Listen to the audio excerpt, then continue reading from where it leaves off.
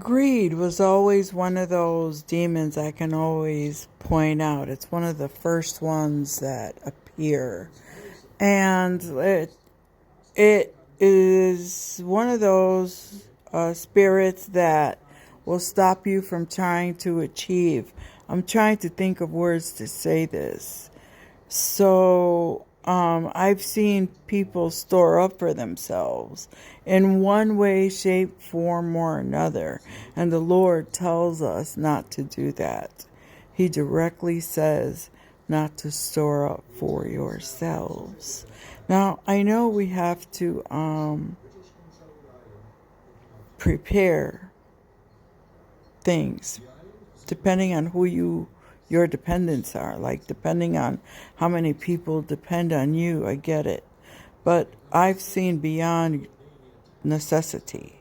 I've seen a lot in the workplace because I was a commercial collector, and the jealousy and the greed and the competition and all of that was horrible and very hard to deal with.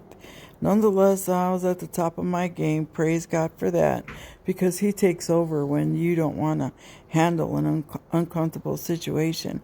But I also asked Him to take me out of that field once everyone was set, once everyone was on their own and it was all good. I asked Him to take me out, and He did do that. He did take me out of that scene. But as I recall the greed, people will pretend to be your friend just to see what your strategy is. They'll come over and say unimportant things to you to get you to have conversation with them. You know, I use a lot of discernment and emails. That's how I got around.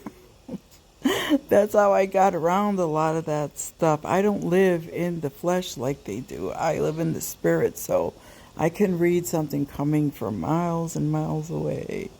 Praise God for that skill too. Yeah, money was not something I ever clinged to. In fact, I openly have stated and turned away money. When I got divorced, I took nothing. Yeah, I'm not a greedy person. Never was. I wasn't born that way. And I trust God 100%. That's the truth. And He's never let me down. And that's the truth. So that was never in the front of my thoughts. I have another story to share with you, even more interesting.